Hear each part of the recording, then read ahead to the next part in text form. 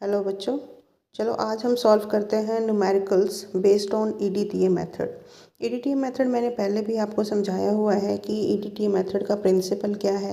EDTA method से हम कैसे हार्डनेस को डिटरमाइन कर सकते हैं, तो ये आप मेरे प्रीवियस लेक्चर में जाके देख सकते हो, how to determine hardness by EDTA method. तो आज हम डिस्कस करेंगे कि जब हमें डिटर्मिनेशन आप कर लेते हो, उसके बाद आपको वैल्यूज़ मिल जाती हैं, देन आप उसको कैलकुलेट कैसे करोगे, यानी हार्डनेस को कैलकुलेट कैसे करोगे ईडीटीए मेथड से। तो यहाँ पे जैसे मैंने एक एग्जांपल लिखा हुआ है, अगर इसमें वैल्यूज़ गिवन है और उसके बेसिस पे हमें न्यूमेरिकल प्रॉब्लम को सॉल्व करना है।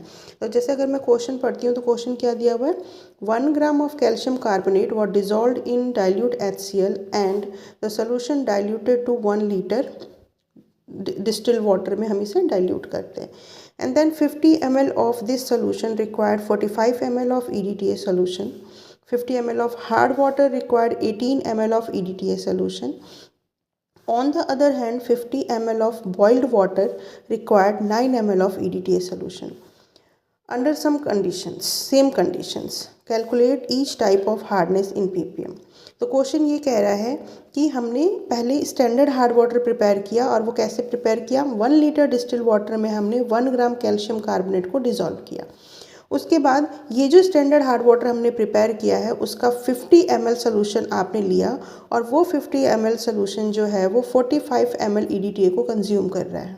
ठीक है, उसके बाद हमारे पास अननोन हार्ड वाटर है, उसका 50 ml लिया और वो 18 ml of EDTA solution consume कर रहा है। और उसी हार्ड वाटर को जब आपने बॉईल किया, after boiling 9 ml of EDTA consumption हो रही है। सेम कंडीशन है सभी के लिए, तो हमें क्या करना है, हार्डनेस कैलकुलेट करना है। ठीक है, अब अगर इस क्वेश्चन को आप ध्यान से देखोगे तो इसमें जो EDTA है, EDTA हमारा एक्चुअली में स्टैंडर्ड सोल्यूशन होता है जिसकी हेल्प से हम अननोन हार्डनेस को डिटरमाइन करते हैं। लेकिन यहाँ पे EDTA कहीं पे भी स्टैंडर्ड नहीं है, यानी उसकी वैल्यू गिवन नहीं है। तो हमें सबसे पहले क्या करना होगा, EDTA की वैल्यू निकालनी होगी।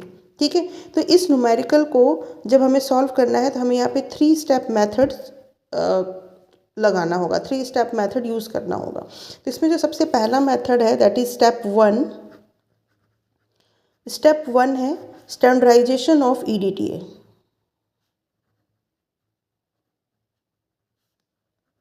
स्टैंडर्डाइजेशन ऑफ EDTA, इसमें हम क्या करते हैं, 1 ml EDTA की वैल्यू निकालते हैं, और ये 1 ml की EDTA की वैल्यू हमें निकालना है, और वो हम कैसे निकालेंगे, with the help of standard hard water.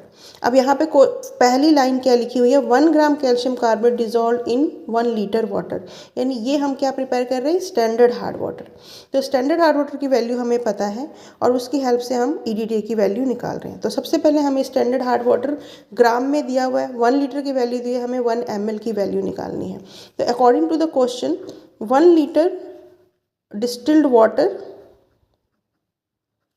1 litre distilled water में कितना कैल्शियम कार्बोनेट डिजॉल्व है, 1 ग्राम कैल्शियम कार्बोनेट। ठीक है, इसे हम ऐसे भी लिख सकते हैं, 1000 ml distilled water is equivalent to 1000 milligram of calcium carbonate, है ना। तो अगर 1000 ml 1000 मिलीग्राम के इक्विवेलेंट है तो 1 ml कितने के इक्विवेलेंट होगा, 1000 बाई 1000 और 1 मिलीग्राम ऑफ कैल्शियम कार्बोनेट, यानी कि 1 ml स्टैंडर्ड हार्ड वाटर की वैल्यू है 1 मिलीग्राम कैल्शियम कार्बोनेट। ये वैल्यू हमने याद रखना है कि 1 ml स्टैंडर्ड हार्ड वाटर की वैल्यू है 1 मिलीग्राम ऑफ कैल्शियम कार्बोनेट। ठीक है, तो अब हम क्या करेंगे, सबसे पहले स्टैंडर्डाइजेशन करना है हमने EDTA का, यानी 1 ml EDTA की वैल्यू निकालनी है। तो हमेशा आप एक बात याद रखोगे कि जिसकी वैल्यू हमें निकालनी होती है वो हमेशा लेफ्ट हैंड साइड पे रखते हैं। ठीक है, तो हमें यहाँ पे EDTA की वैल्यू निकालनी है। अब हमारे स्टेटमेंट क्या दिया हुआ है, 50 ml of this solution required 45 ml of EDTA। ठीक है, तो हम यहाँ पर क्या लिखेंगे, 45 ml ऑफ EDTA कितने के इक्विवेलेंट है, 50 ml of standard hard water, इसके इक्विवेलेंट है। ठीक है, अकॉर्डिंग टू द क्वेश्चन। तो अगर 45 ml EDTA 50 ml standard hard water के इक्विवेलेंट है तो 1 ml कितने के इक्विवेलेंट होगा, 1 ml ऑफ EDTA ये 50 upon 45 ml of standard hard water. ठीक है, एंड वी नो दैट कि जो हम हार्डनेस कैलकुलेट करते हैं वो कैल्शियम कार्बोनेट के टर्म्स में कैलकुलेट करते हैं। तो हमें क्या करना होगा, इस 50/45 ml स्टैंडर्ड हार्ड वाटर को कन्वर्ट करना होगा in terms of calcium carbonate. और ऊपर हमने क्या निकाला है, 1 ml standard hard water is equal to 1 milligram calcium carbonate. तो 50/45 ml of standard hard water is equal to, तो हम इसे कैसे लिख सकते हैं, 50/45 into 1 milligram of calcium carbonate. अगर 1 ml standard hard water 1 milligram calcium carbonate के इक्विवेलेंट है तो 50/45 कितने मिलीग्राम के इक्विवेलेंट होगा, 40/50 multiply by 1 milligram of calcium carbonate. तो इसको हमने कन्वर्ट कर दिया मिलीग्राम ऑफ कैल्शियम कार्बोनेट के टर्म्स में। ठीक है, तो 1 ml EDTA की वैल्यू हमें मिल गई 50/45 मिलीग्राम ऑफ कैल्शियम कार्बोनेट। अब ये आप इसको सर्कल कर लो और इसको इक्वेशन नंबर 1 दे दो। अब हम निकालेंगे स्टेप 2। स्टेप 2 है हमारा डिटर्मिनेशन ऑफ टोटल हार्डनेस।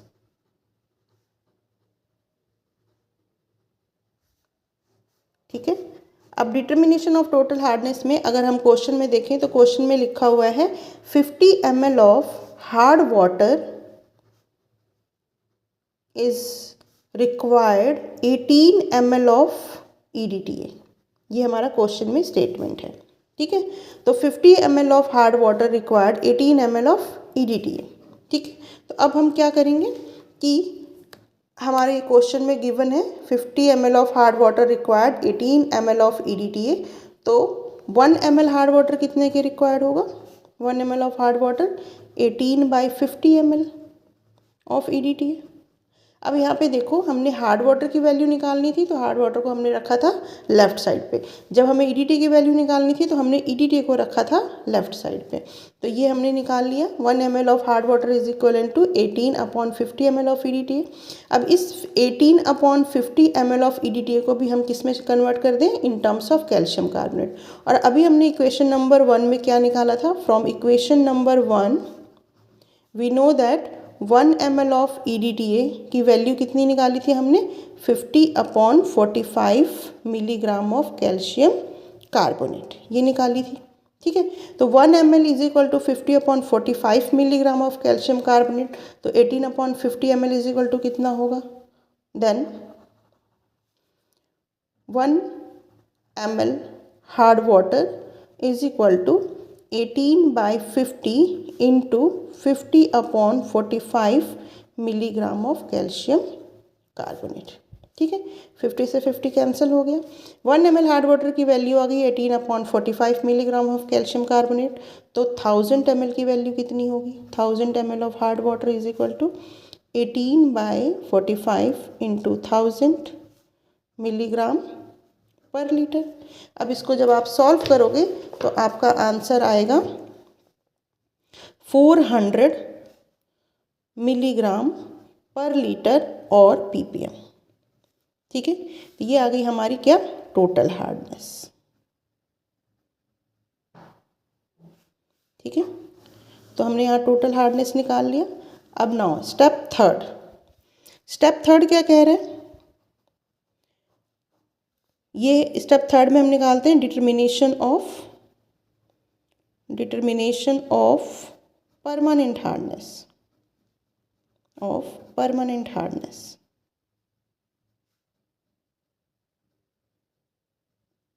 ठीक है, डिटर्मिनेशन ऑफ परमानेंट हार्डनेस। अब इसके लिए स्टेटमेंट में क्या दिया हुआ था कि 50 ml of boiled water required 9 ml of EDTA। 9 ml of EDTA। ठीक है, तो अगर 50 ml 9 ml को रिक्वायर कर रहा है तो 1 ml कितना रिक्वायर करेगा, 9/50 ml EDTA। इसको कन्वर्ट कर दो कैल्शियम कार्बोनेट के टर्म्स में from equation number 1। Equation number 1 में हमारा क्या आया था, 1 ml EDTA is equal to 50/45 milligram of calcium carbonate. ये इक्वेशन नंबर 1 था हमारा। तो from equation number 1 1 ml of boiled water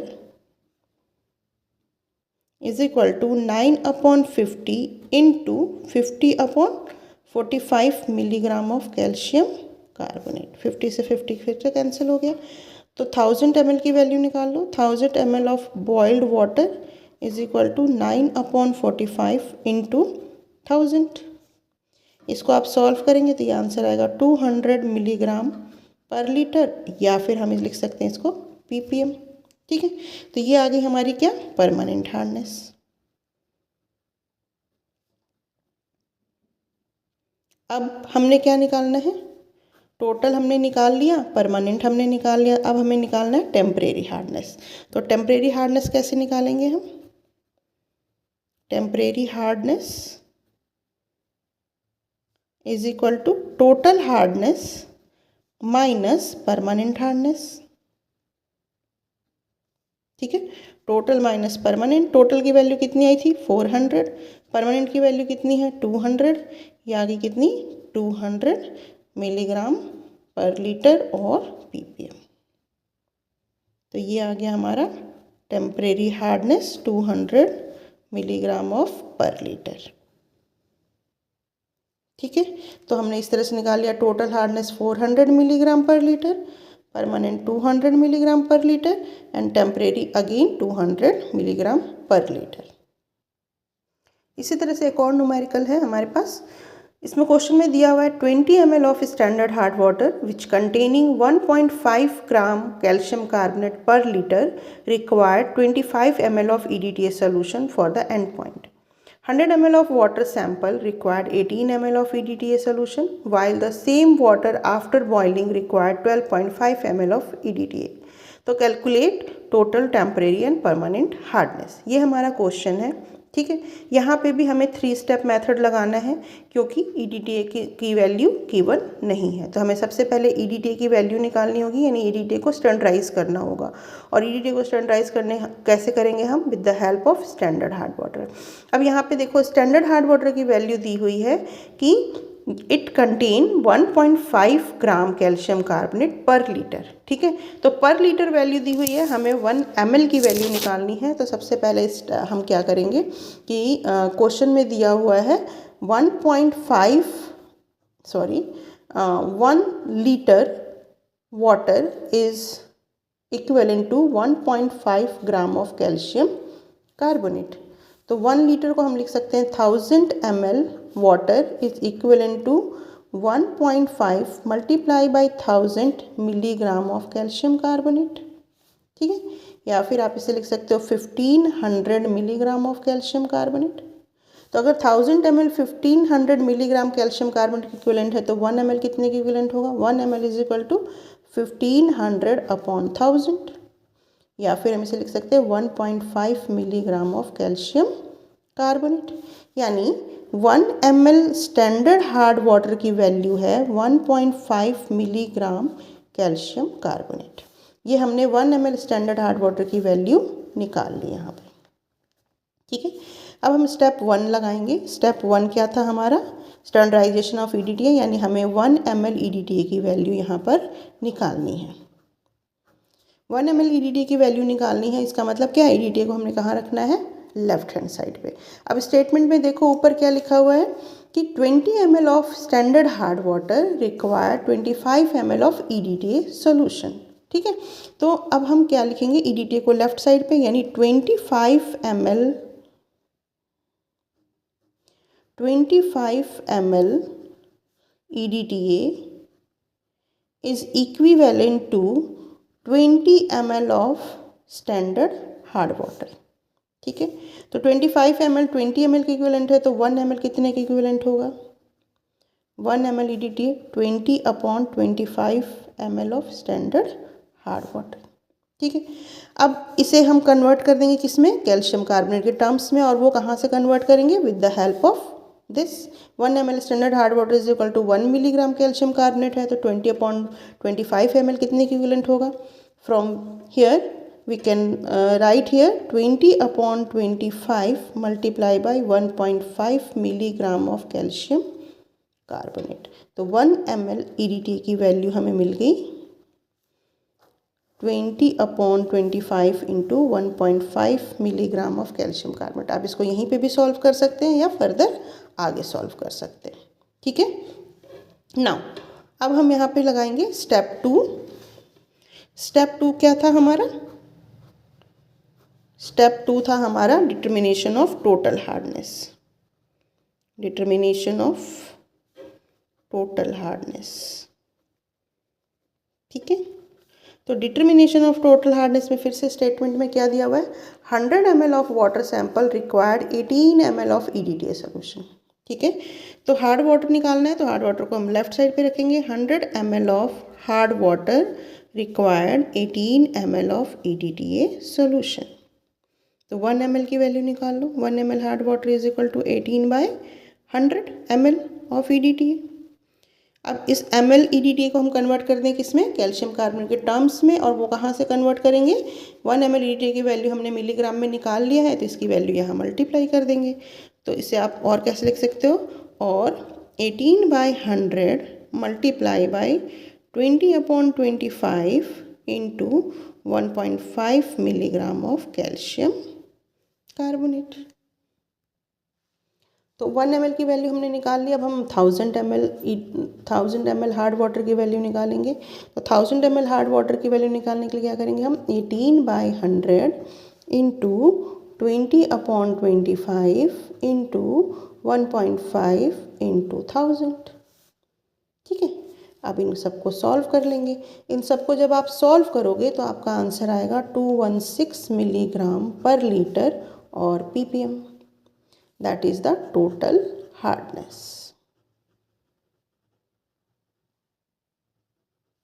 ठीक है। टोटल हार्डनेस हमने निकाल लिया। अब स्टेप 3 है हमारा, step 3 permanent hardness. Permanent hardness निकालने के लिए हम क्या करते हैं? वाटर को बॉईल करते हैं। वाटर को बॉईल करोगे तो क्या होगा कि टेम्परेरी हार्डनेस रिमूव हो जाएगी, सिर्फ क्या रह जाएगा वाटर में? Permanent hardness. तो अब क्वेश्चन में ये कह रहा है कि same volume of water after boiling required 12.5 ml of EDTA।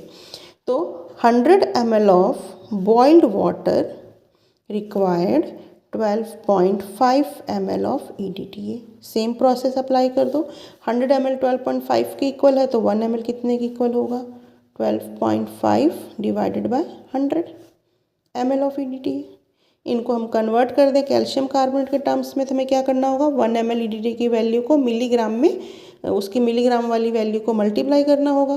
तो 12.5 अपॉन 100 इंटू क्या वैल्यू थी हमारे 1 ml EDTA की वैल्यू कितनी थी? 20/25 इंटू 1.5, है ना। तो ये तो हो गई 1 ml की वैल्यू। फिर 1000 की वैल्यू की निकाल लो। 1000 ml की 12.5 अपॉन 100 इंटू 20/25 इंटू 1.5 इंटू 1000, ठीक है। इन सभी को जब आप सॉल्व करोगे तो आपका आंसर आएगा 150 ppm और मिलीग्राम पर लीटर, ठीक है। तो ये मिल गई हमें क्या? Permanent hardness. परमानेंट हार्डनेस, ठीक है। अब हम इसमें परमानेंट हार्डनेस भी हमें मिल गई, टोटल हार्डनेस भी हमें मिल गई। अब हम निकालेंगे क्या? Temporary hardness. टेम्परेरी हार्डनेस के लिए हमें क्या करना होगा? टोटल हार्डनेस में से माइनस करना होगा परमानेंट हार्डनेस को। तो टोटल हार्डनेस था हमारा 216, इसमें से हमने परमानेंट माइनस किया 150, ये आ गया 66 मिलीग्राम पर लीटर और ppm। ये आ गया हमारा क्या? Temporary hardness. तो आई होप आप लोगों को ये न्यूमेरिकल कंप्लीटली समझ में आ गया होगा। Thank you.